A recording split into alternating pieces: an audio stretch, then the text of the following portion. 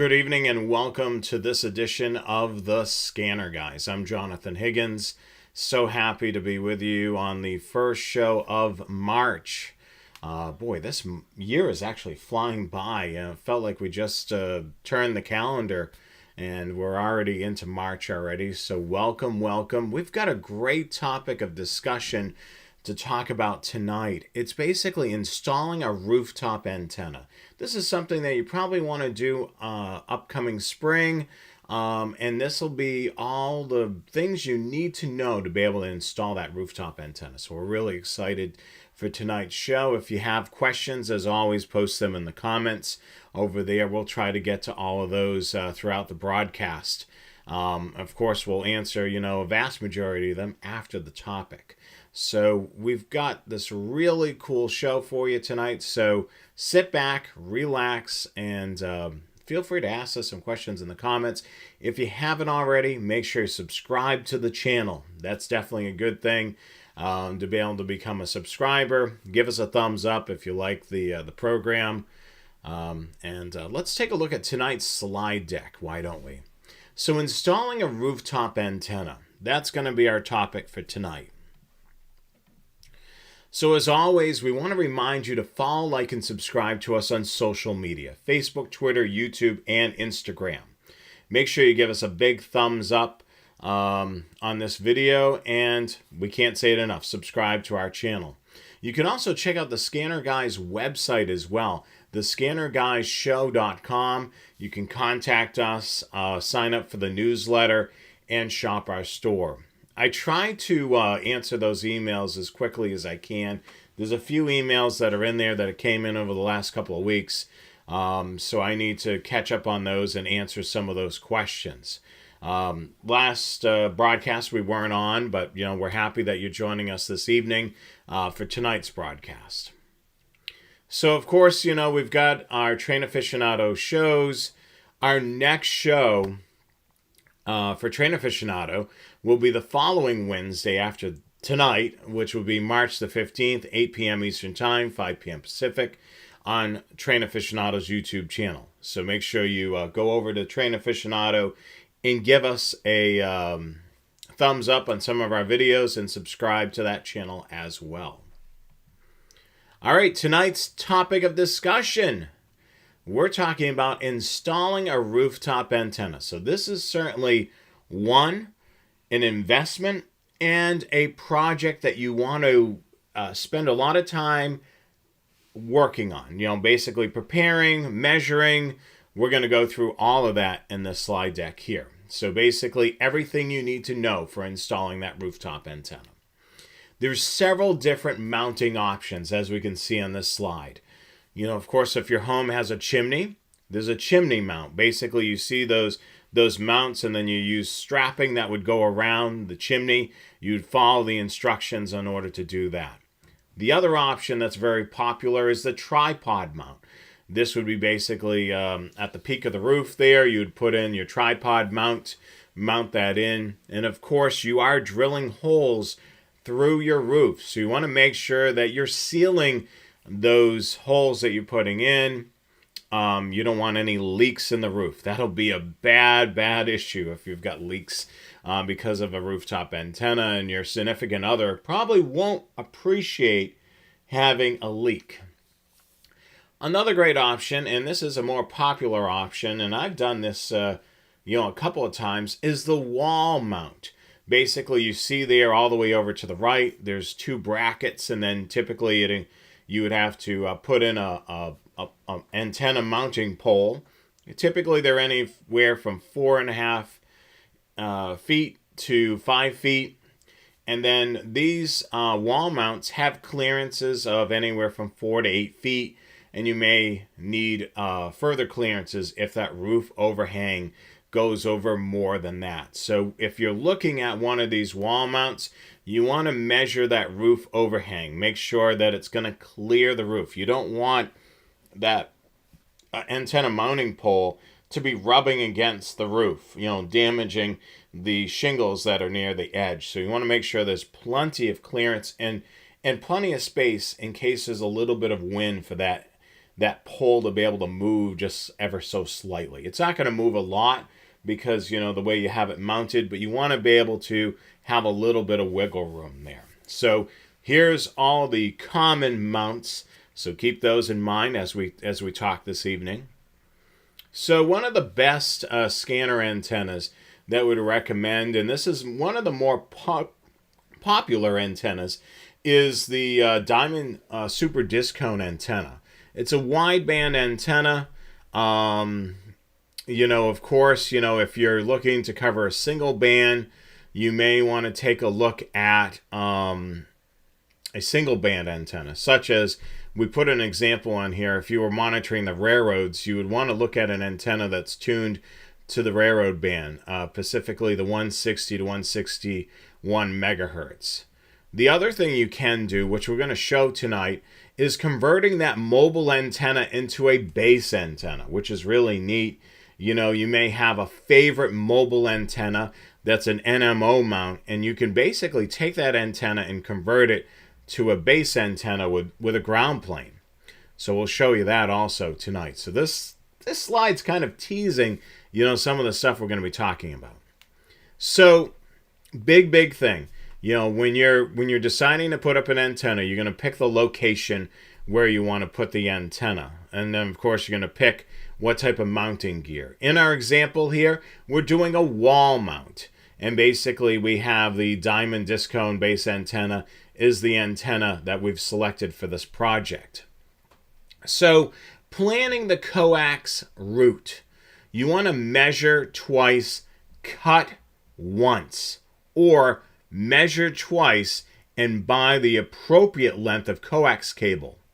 You know, you don't want to be too short, and you also don't want to be too long.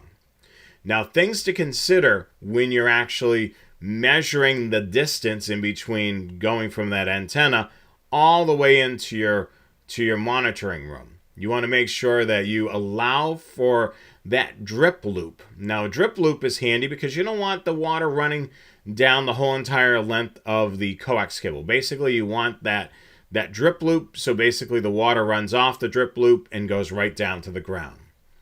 You also want to make sure that you allow plenty of extra coax for those turns and bends. And also the other thing you want to consider is any obstacles getting in the way from you getting from point A to point B. And the other thing you want to keep in mind is you want to have a little bit of extra coax cable in the room. In case you decide to change the layout of your room, you have a little bit of coax cable to be able to move things about. You want to avoid as many adapters as possible. You want to have one piece of coax cable to make a straight run. Any of those things, extra adapters that are unnecessary, additional, coax cables to make one big long one, signal loss. That is the issue. So you want to have it one piece of coax cable going from point A to point B, and you want to make sure that, if at all possible, you have the appropriate adapters on each end. So the appropriate adapter on the antenna end, and then more than likely on the scanner end, a BNC adapter. So you want to make sure that you have the appropriate connectors and the appropriate length. Other things to keep in mind, we get asked this all the time about weatherproofing and lightning protection. Yes to both. Now, the great thing about it is you can get this silicone grease, which I don't have pictured here. You basically can put it on the threaded connection on the connectors. This will basically weather tight that in. Also, the other thing you want to do is weatherproofing silicone rubber tape. Now, keep in mind, you want something that's UV protectant. So basically, when those hot summer days, you don't want the tape undoing itself because of the heat. So you want to look for, weatherproofing silicone rubber tape, and you want to make sure that it's UV protectant for a high level. Lightning suppression. So there's plenty of different options. There's an example on the far right. You want to make sure it's properly grounded, and you want to make sure that if you're doing a grounding rod, you put that grounding rod as deep as it needs to be, and then connect up that, grounding cable down to there. The other question that we get a lot is choosing coax cable. So this is basic, better, and best. Of course, the basic is what we used to always use, is the RG58. As you can see there in the photograph, it's got both B and C connectors on there. It's an okay quality coax cable, great for short runs. If you're doing a longer run, maybe about 50 feet or so, I would recommend the RG6 or an RG8. RG6 quad shield is typically what they use for cable television, satellite setups for television. It's a low loss coax cable and it works great for scanning. That's the thing. Basically, the RG58, there's going to be some signal loss. There's going to be less signal loss on the RG6 quad shield. And then we're looking at the beefy stuff, the LMR 400. Basically, this LMR 400 is a thicker coax cable, a less signal loss. Two things with that. It's not as flexible, and it costs a lot of money. So definitely keep that in mind. If you're on a budget and you are going quite a distance, you want to probably do the LMR 400. It's going to cost you a little bit more, but you're going to be satisfied with the results. So if you're going about 100 feet or so, or even 75 feet, I would say LMR 400. The RG6 is great for that, that short distance, whether it's 25 feet or 50 feet. So your coax cable is only as good as it needs to be, so make sure that you invest in the coax cable. What I meant to say is your antenna is only as good as the coax cable leading up to it. So definitely keep that in mind. So better coax cable, it's going to make that antenna perform a lot better. So definitely keep that in mind. So this is the 3 levels. I would probably avoid the RG58 and go with the RG6. But if you are doing a pretty decent distance, or you want to eliminate, having any signal loss, if any, do the LMR 400. That's going to be your best bet. But keep in mind, it's not as flexible, so you're going to have to allow for those turns. And it's a heavier weight coax cable, so you will be drilling bigger holes in there, essentially, in order to be able to get it in there. If you're fabricating the connectors on after the fact, if the connectors are already on there, you're going to have to drill a large hole for those connectors anyhow. Connectors, and more connectors. As you can see here, there's common antenna connectors. The best scanner antennas typically will have an end connector. Most professional level antennas will have this connector.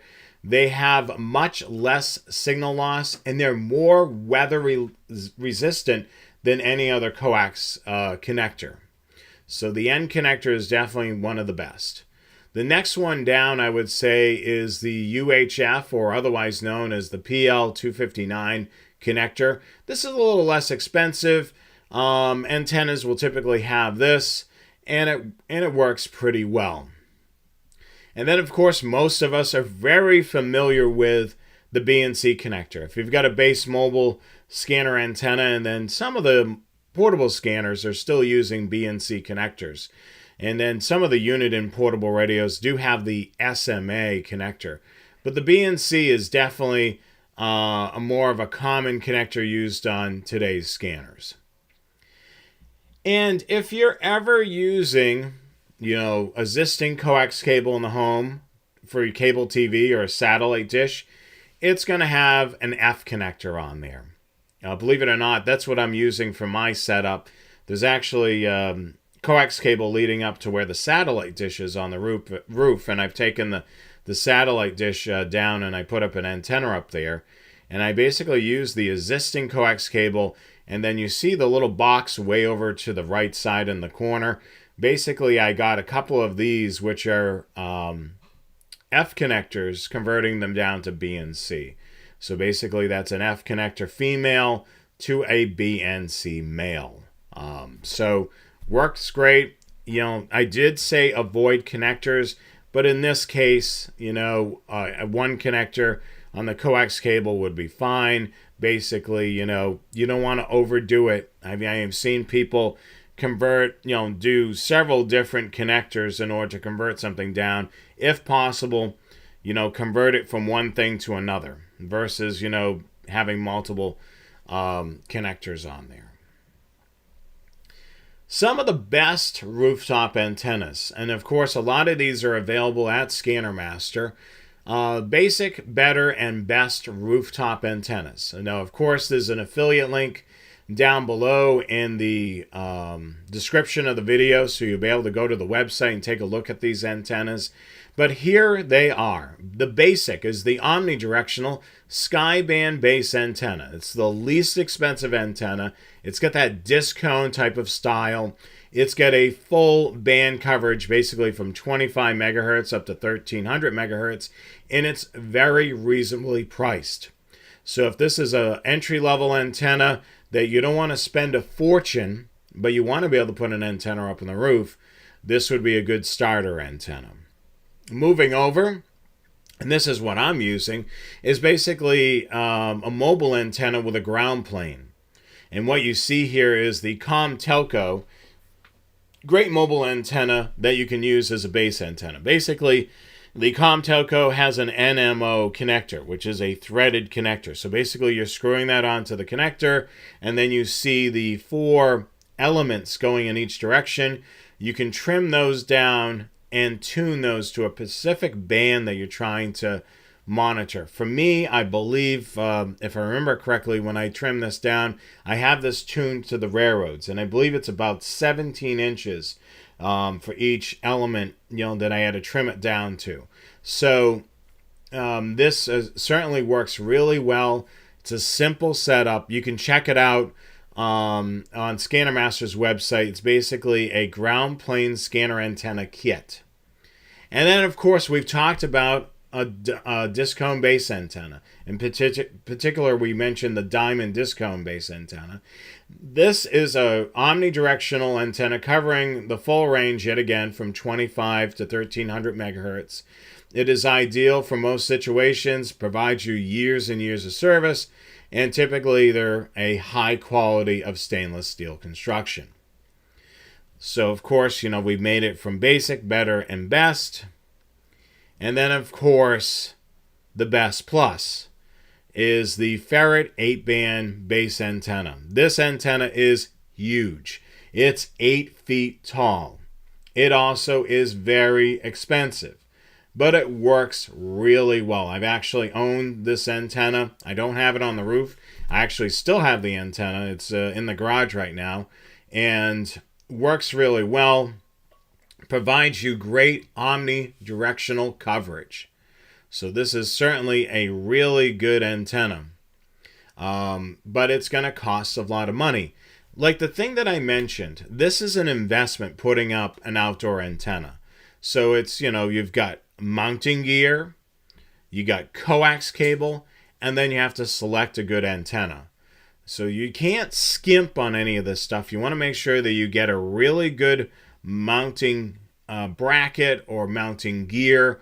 You don't want to go cheap on that because, if you're prone to, high winds or anything like that, you don't want the antenna ripping off the roof. You want to make sure that you want to get something that's at high quality. Same thing, as I mentioned earlier, you want to have high quality coax cable because your antenna is only as good as the coax cable leading up to it. So definitely keep that in mind as you're shopping around. Make sure that you're getting good quality across the board. This is a really cool thing, and then basically this is that ground plane kit. As you can see here, it's very simple. You can see the ground plane kit, which is in the first box over to the left. It has an NMO connector, and then it comes with those expansion brackets there, which you can basically put around a mounting pole, tighten it up, and then basically you're good to go. Then you just select your favorite mobile antenna with an NMO. For example, Scanner Master has the Comtelco low profile mobile antenna, and then they also have the Austin Spectrum mobile antenna as well. Or you can put any NMO mount antenna that you like.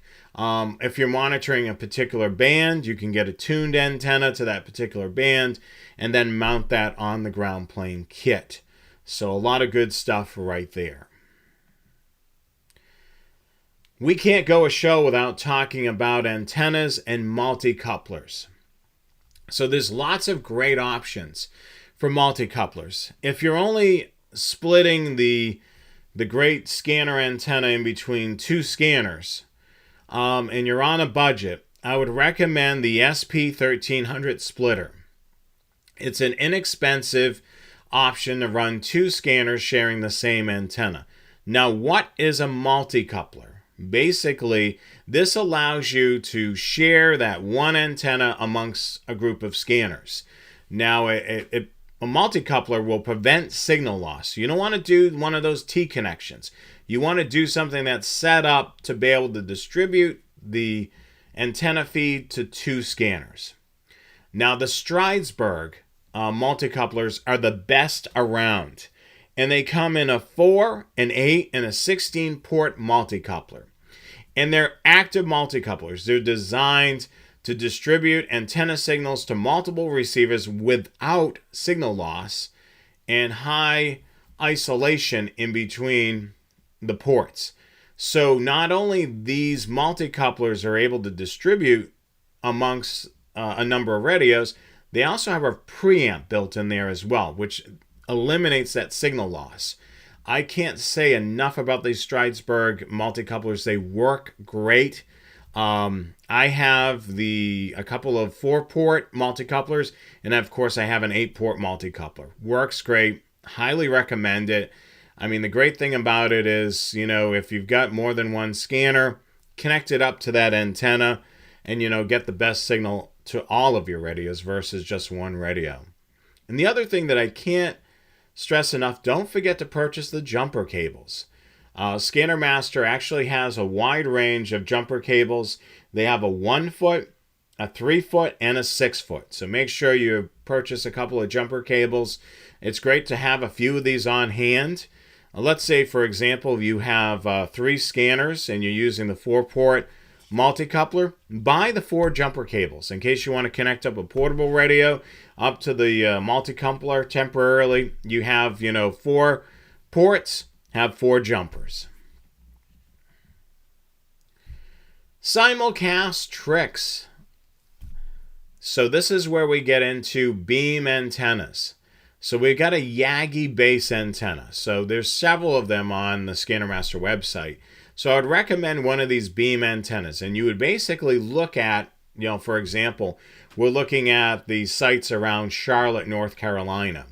And there's several sites. We see about 6 of them. So I would probably recommend aiming that antenna at one of those sites. And then it'll eliminate the simulcast. What it basically means for a beam antenna is it's zeroing in one direction. It's not omnidirectional. It's directional. So it's very much like many of you probably grew up back in the day when you watched television stations over the air. So maybe you or your parents had a television antenna on the roof, and basically they aimed it at the where the television antennas were, and or you had one of these fancy outdoor antenna rotators, which you can still purchase, which I would highly recommend if you want to put up one of these Yagi antennas and you do have a little bit of extra money to put in one of these rotators. What you can do with some of these high-end rotators, you have the ability of programming locations on there. So once you discover, for this particular trunk system, this is the sweet spot, this direction, you can program it in there so it'll go to that particular direction, that spot, excuse me. And then, of course, you can slowly jockey that antenna around, to be able to get other things. So, those beam antennas can be a lot of fun because you may be able to pick up some some agencies or trunk systems that are a little bit further away, and having that directional antenna can be a huge help.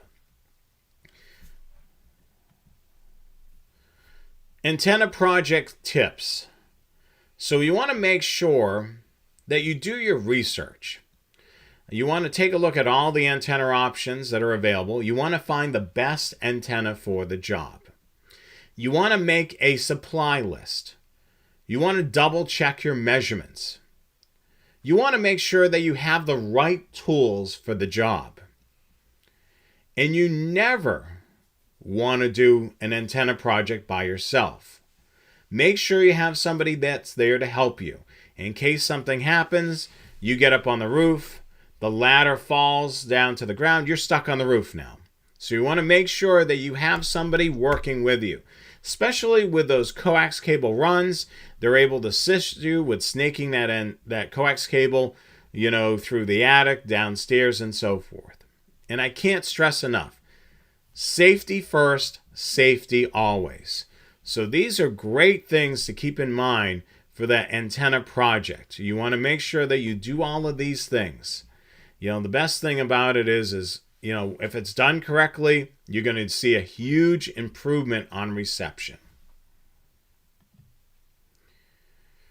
Alternatives. Of course, my good friend Dale Osborne, is living in an HOA, and we've talked about this quite a bit. How do we get around this if your HOA doesn't allow a scanner antenna on the outside of your home? Of course, you can put an antenna in your attic. It works great as long as the roof is not metal. And generally, an antenna is going to be a huge help when it's basically up and out of the house, or at least higher up in the dwelling, in this case in the attic. One of these cool things is being able to put an antenna outside your windowsill. And Scanner Master has the Spectrum Force wideband antenna with mag mount. Very thin coax cable. You can see here that I was able to snake a coax, the cable, through the window and sit the antenna on this little scraper thing that I bought at the Dollar Tree, which kind of creates a metal ground plane. So the antenna is magnetic, so it sits on there, sits on the windowsill. Coax cable runs through the window and then connects up to the scanner. 12 feet of coax cable, so you have plenty of running room inside the home. This will make a huge improvement putting this antenna outside of your window for any home or office reception. And this antenna, of course, comes in either SMA or BNC connectors. So if you're running, for instance, a 996P2, you can get the BNC one. If you're running your SDS 100, you would get the SMA connected one. Or you would do the BNC one and use the SMA to BNC adapter that comes with your SDS 100. So lots of different options there, but this is a really good option if you're not able to, one, put an antenna outside your home, or if you're on a really, really tight budget. Joe Bearcat mentions window AC units.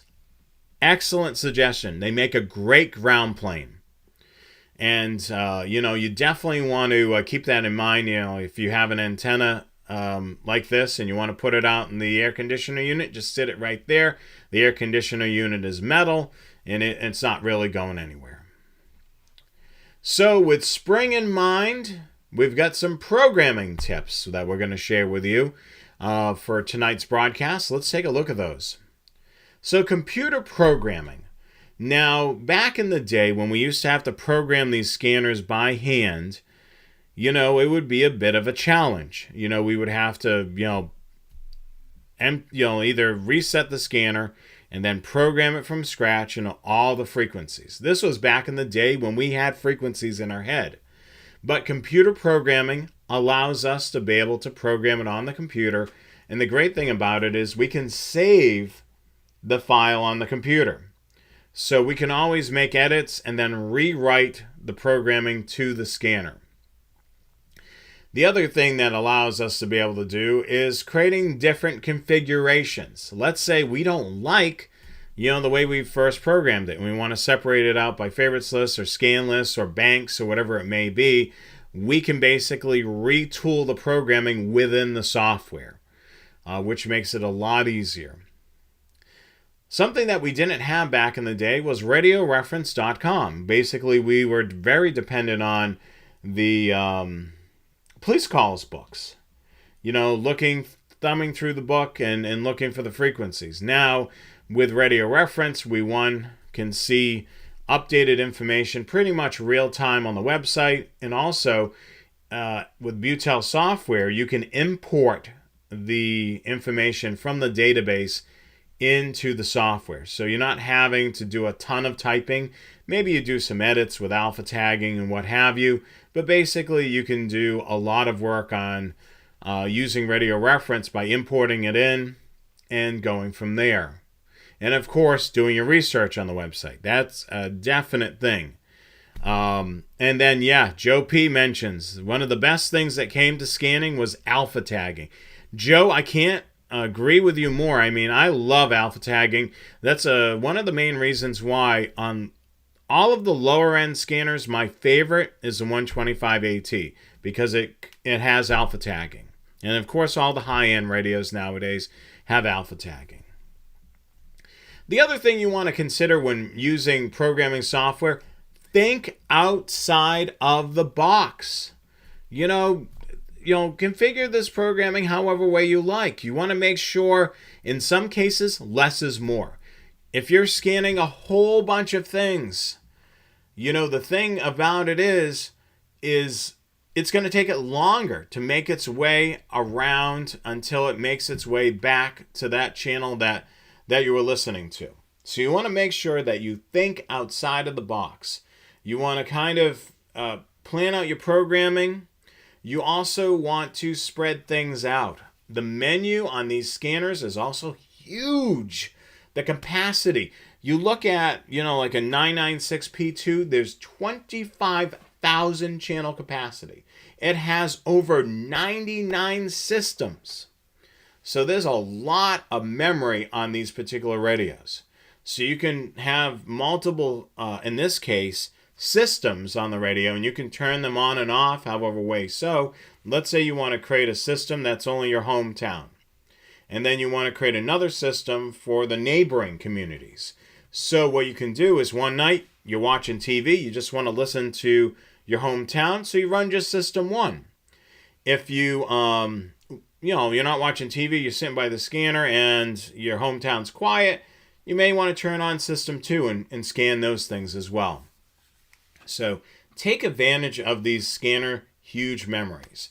Spread it out, especially with our favorites list scanners, such as the SDSs, the 436, 536, and the Home Patrol. Create multiple favorites lists. And you can create them however way you want. You can do 2 channels, 2 talk groups, or you can do a whole slew of them. You can do a favorites list for for example, for storm-related talk groups or channels. You can basically do a favorites list for, all the DPWs if you're in an area that's prone to snow or what have you, and you want to listen to that action.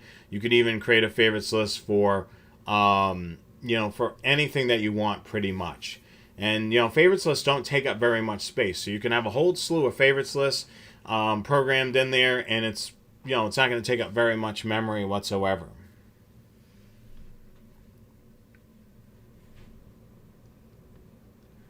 All right, well, there is our discussion about installing rooftop antennas. I'm going to try to go through some of your questions and comments right now, and let's take a look at some of those. I did see a question here. Let me just pull this up and come back over here.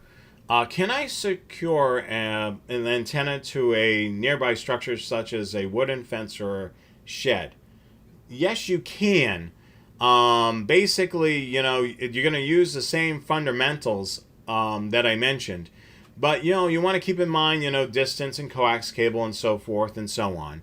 So you definitely want to keep that in mind. Let me just see. I have another question that was up here, and that is... Here it is right here. Suggestion for setting up an outdoor antenna: the Austin antenna with a pole mounting kit. I live in a manufactured home with aluminum siding and a crawl space, and I don't want to put an antenna on the roof. Okay, so what you may want to do is exactly what you're kind of suggesting. Doing some sort of almost like a flagpole type of thing. If you're able to do something like that with let's say you do find something that's like a flagpole and you do the appropriate, ground prep for putting that in. What you can actually do is use that pole and side mount an antenna, such as the Austin antenna or a disc cone base antenna. Now that would be a great option, not mounting it to the physical structure, but putting something close to the structure, kind of like an antenna pole type of thing, and then side mounting it. So yes, something like that would definitely be great. The thing with a manufactured home with aluminum siding, sometimes that can hinder your scanner reception. So probably you have your scanner in the house, reception is okay, but the second you go outside with the scanner, it's like gangbusters. You're getting all types of great reception because, you're not dealing with the aluminum siding. So yeah, if you're able to put up an outdoor antenna, I would recommend something like almost like a flagpole type of thing set up, where you would basically do some ground prep with some cement, put up a pole in there, make sure it's nice and secure, and then basically side mount an antenna to that pole, such as, the Austin Ferret or a disc cone or any antenna of your choosing. Let's take a look at what else we have here. Yeah, as mentioned earlier, Joe P. mentions the best thing that came to scanning is AlphaTax. I can't say enough about AlphaTax. I remember way back when I got into the hobby, unfortunately I wasn't back in the day with crystals, but, it was bank-driven scanners, basically had a frequency display, and that's when I remembered the frequencies, because one, occasionally I would clear the memory, reprogram the radio, and then know who was talking by looking at the frequency essentially on the screen or the channel number. And that's how I knew, who was talking. It's kind of like nowadays, most of us have our smartphone and we don't dial anybody's number. We basically go into our contacts, select that person, and it just dials them out. Back in the old days, we would go to the wall phone and pick it up and dial the person's number. We had it in our head. Nowadays, it's basically stored in our smartphone. I see a lot of check-ins. Of course, I've got John here from Northeast Ohio checking in. We've got Chris Schultz. We've got Les, joining us from Toronto. Let's go rail fanning. Hey, how you doing? Dave's all ears. Joe Bearcat. So awesome for you to join. Patrick checking in from Louisiana. Joe P. from South Cal, Dave from Buffalo, so many other people. Let's see here. We got Roadie Railroading checking in. We got Jody checking in. We've got Steve, Dave, Nigel, a whole bunch of people checking in. And Terry, congratulations on your brand new SDS 100. You just got that. If you're new to the broadcast, definitely check out all the shows that we've done on the SDSs. A fountain of knowledge for those shows, being able to kind of learn the ins and outs and all that. We greatly appreciate it. Scott asked about the Whistler WS 1040. Picking up the Mass State Police. Yes, it will work as long as they don't use phase 2 trunking. If they use phase 2 trunking, it won't pick it up those talk groups, essentially. Phase 1, it'll work fine. So what does that all mean? If you're looking at the radio reference database, if you see a D in the mode column next to the talk group, that means it's phase 1. It'll work fine. If you see a T, that means TDMA phase 2, which it means that talk group, you wouldn't be able to monitor it with the Whistler 1040. So it probably will work temporarily with the new digital trunk system. Unless they are using TDMA phase 2 on talk groups, then it's out of the question. So that's something that you definitely have to take a look at in Radio Reference. Joe P. mentions about his Radio Shack discone antenna. Yeah, I mean, some of these discone antennas were made really solid. They're going to last a long time. They're going to be great for scanning for many years. What I would recommend doing each spring is to go up on the ladder, check the coax cable on the outside, make sure there's no issues. The other thing too is you want to check the mounting gear. Make sure everything's still solid, nothing's loose.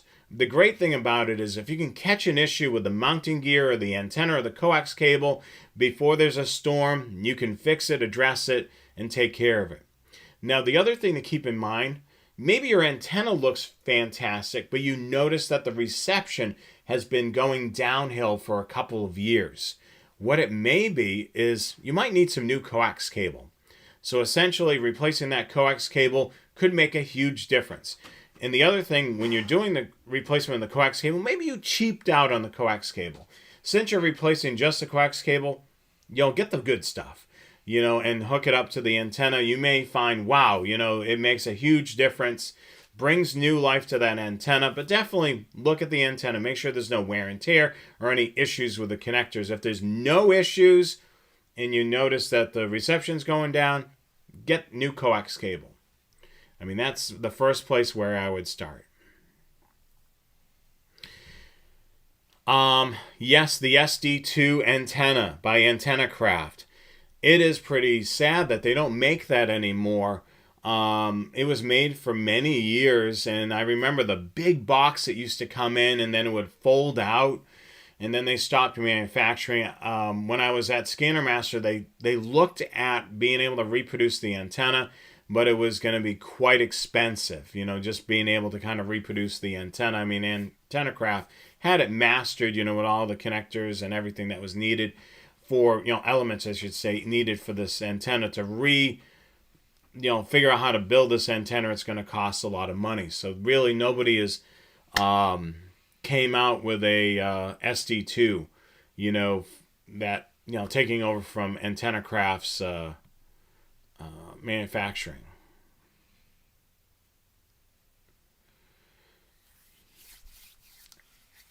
Let's see what else we have here. Any reason why one would put an Anchor outdoor antenna to a rooftop plumbing pipe? Any reason why somebody wouldn't do that, I guess. Well, the thing is, it's depending on how solid that pipe is. Now, the thing is, if that if that roof pipe is not caulked and sealed properly and secure, you're then adding more height. Let's say you're now taking a pole mount, putting it on there, you're strapping that in, and then you're putting an antenna on the top. So now that pipe is now essentially taller. So when the wind comes in, it's then going to blow a little bit on that antenna pole mount, which is then going to put pressure on that pipe. So if you were to do that, and if you have access to that pipe inside your home, you want to make sure that it's bracketed quite well. You don't want that pipe to start wiggling, creating an issue and creating a leak around that pipe. So a lot of times I probably wouldn't recommend that unless you're able to secure that pipe inside the building a lot more with some brackets in there so it doesn't move at all. So it's basically solid. Doing it without doing that, you could run into leaks, maybe having issues with that pipe, maybe it breaking or what have you. You want to make sure that you do your prep on that, because you think about it, that pipe is going X amount high off the roof, and then you're adding in maybe a mounting pipe or an antenna, which is going to be taller than that particular pipe, which is going to catch wind and it's going to have wind load. So essentially, that could cause some issues. So definitely keep that in mind.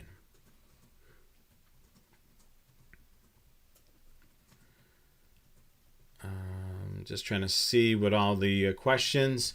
How long did it take me to install my rooftop antenna? Not very long. The great thing about it is the coax cable is already laid.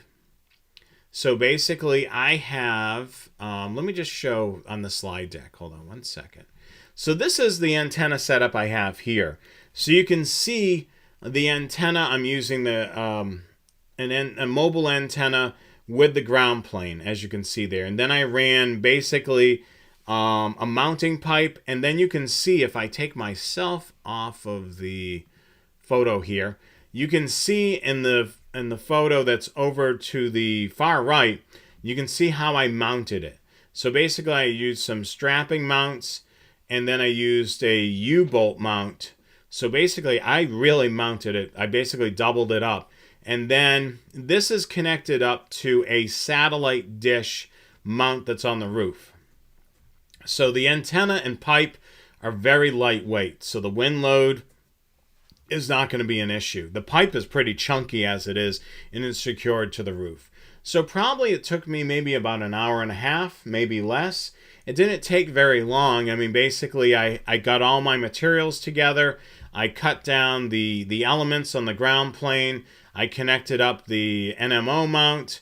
Then I mounted the ground plane to the side of the antenna pole, and then basically put my U brackets in place, slid it down, tightened them up, and then I did my additional straps, there, and tighten those up so it's solid and good. So really didn't take terribly long.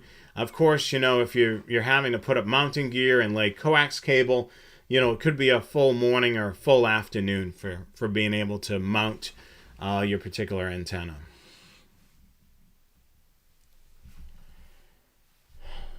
Question here. I have a question. What does it mean when the dispatcher says all agencies radio silence for the state police? What does that mean? So, back in the day when I was living in Massachusetts, they would do what was called a Code 1 on the Mass State Police channels, or nowadays talk groups. Basically, this means clear the air. They probably have some sort of incident going on where they want that particular trooper or troopers at that scene to be able to have priority in radio traffic. What I'm guessing is the same thing in this instance. Maybe it's a high-speed chase or a motor vehicle stop where you have a person that could be, an issue. Maybe they have a firearm or something going on, and they want to clear the air. So that particular trooper or troopers responding will be able to radio in with their radio traffic as priority. Sometimes you'll hear when they're in a Code 1 type of thing, or we're in this type of situation, you'll hear beeping on the scanner. Occasionally I've heard it on the MARC system when the police had an issue going on. So that beeping lets all the other officers on that particular channel that there is an incident going on, to basically, it's priority radio traffic right now for that incident, and then they can hold back on, basically calling on the radio until that beeping goes away. If you watch back in the day Live PD, you would occasionally hear that on some of their radio systems out there.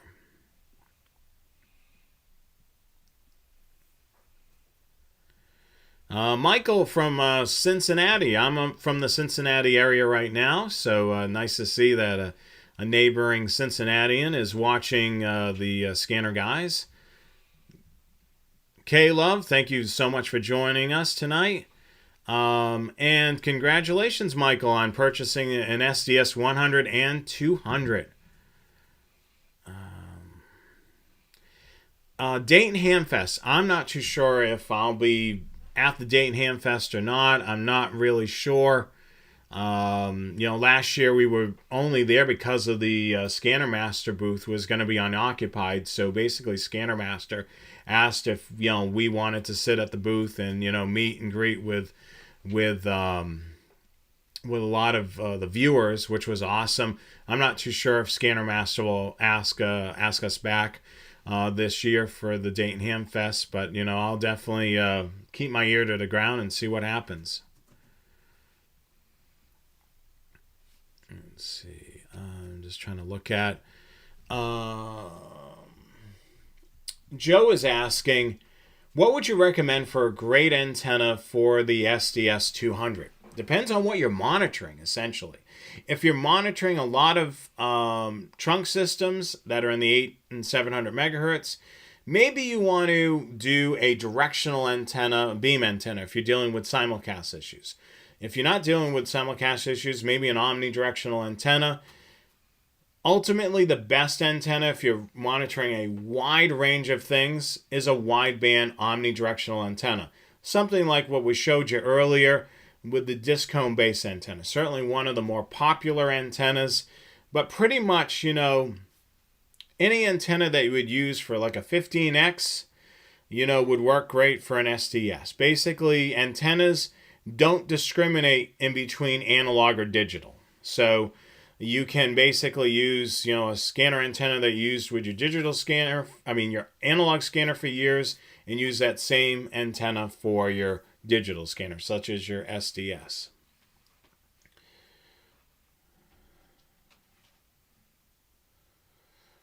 How is the wind load on the ferret antenna? So the ferret antenna, the base antenna, is 8 feet tall. I really haven't had an issue with that antenna. I had a heavy duty wall mount, so it wasn't going anywhere. So basically the pipe was larger in diameter, and of course I got rugged basically wall mounts. So if you're going to do something as a tall antenna like that, you want to make sure that your mounting gear is rugged for that. You don't want to cheap out on it, and you want to make sure you get high quality mounting gear. So great question there. Let's see here.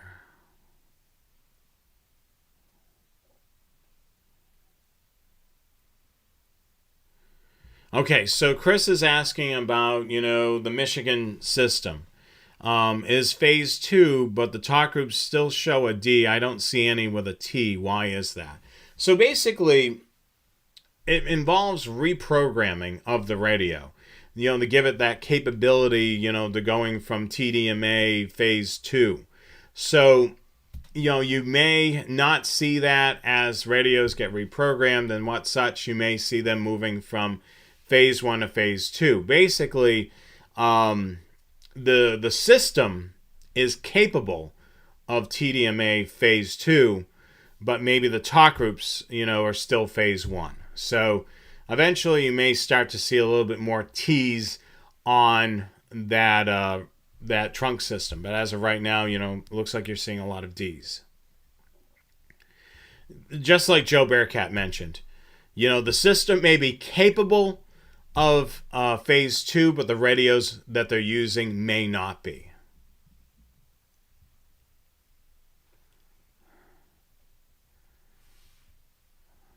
I'm just trying to look at the questions here. Let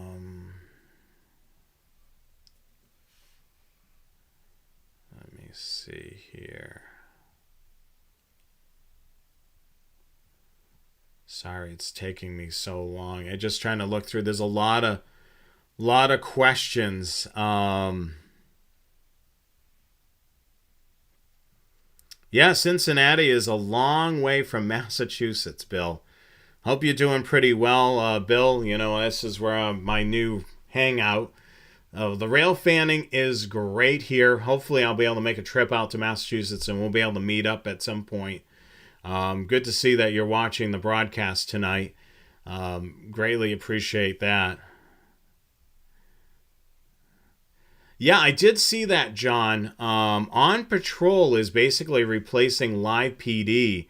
And I believe they worked out a deal with Peacock, which is the NBC app that you can do on Roku and Apple TV. And I believe there's going to be some sort of partnership in between the two of them.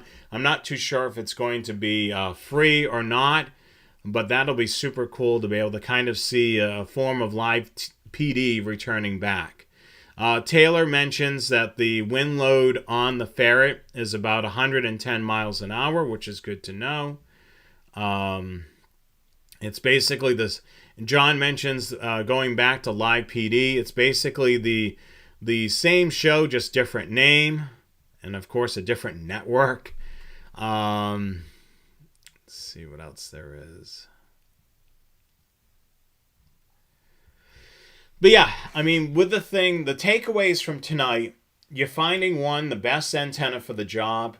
Two, you're going to find the best mounting gear for your setup. You know, for some people, it may be a tripod on the roof. If you got a chimney, it may be a chimney strap mount.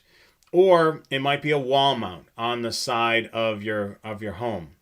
So you got to look at all the options, what's available for you at the house. The other thing too, I can't stress this enough, and I've talked to lots of customers when I worked full-time at Scanner Master back in the day. Don't go cheap on the coax cable, because your coax cable is what's going to make a huge difference. You know, you're putting that antenna up and out, so you're making an improvement by putting that antenna up high. But the thing is, if you go cheap with that coax cable, you're going to have signal loss. So basically, that antenna, as I mentioned all the time, is only as good as the coax cable leading up to it. And then, of course, avoid, piecing things together, with additional coax cables and then doing so many different connectors. Make sure you're getting a connector that's going to basically convert it from one thing to the other. You don't want to be putting in 3 connectors in order to convert it down to something else. The other thing that you may want to keep in mind, if you are connecting up an LMR 400 coax cable, you may want to connect it up to a multi-coupler and then using a jumper to connect up to an antenna that's got an SMA connector, scanner that has an SMA connector.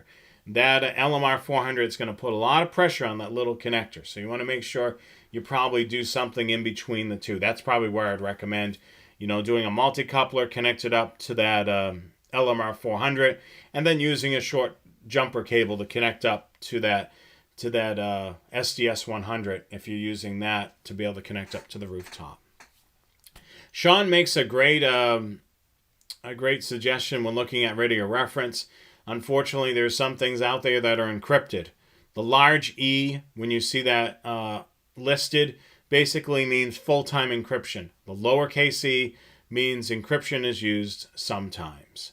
So that's another great thing to keep in mind when you're perusing radio reference. Make sure you keep that all in mind.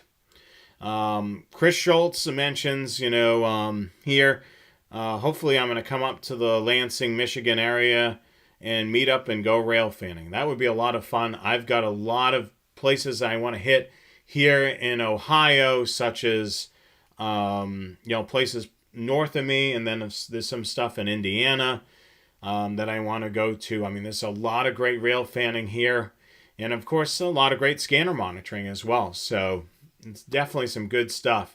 It looks like that we've wrapped up a lot of our questions this evening. What I'm going to do is just going to do a couple of slides, and then we'll wrap up the show for this evening. So let me just share my screen again. This was tonight's topic, installing a rooftop antenna. So as always, we love that you watch the show, and you can support the show just like all of our other viewers by shopping our merch store. You can go to the scannerguyshow.com. We've got t-shirts, hoodies, stickers. We've got our brand new hats, which are awesome. We can't stress enough about those hats. They're basically better than our old hats. They actually are embroidered with our logo on it, which is super cool. And of course, we have our affiliate link for Scanner Master, which is down in the description of this video. So any of the products that we mentioned about Scanner Master that are available at Scanner Master, use that affiliate link. That'll help us with a little bit of the cost for the streaming software that we use, the web hosting, and anything else that we need for the show. So we greatly appreciate that as well. Definitely check out Train Aficionado and Train Aficionado Live on YouTube. It's on the opposite Wednesday nights of the Scanner Guys. So next Train Aficionado Live will be Wednesday, March the 15th at 8 p.m. Eastern Time, 5 p.m. Pacific. So make sure you tune into that. And as always, if you haven't already, follow, like, and subscribe to us on social media, Facebook, Twitter, YouTube, and Instagram.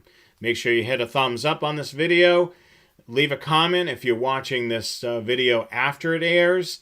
And of course, hit that subscribe button. You don't want to miss a single video. And of course, visit our website, thescannerguyshow.com. You can shop our store, contact us, and of course, sign up for our newsletter. So what a great discussion tonight, from our live studio audience. We greatly appreciate you guys watching. This show wouldn't be what it is without you. That's why we're called the Scanner Guys. It doesn't just incorporate just me.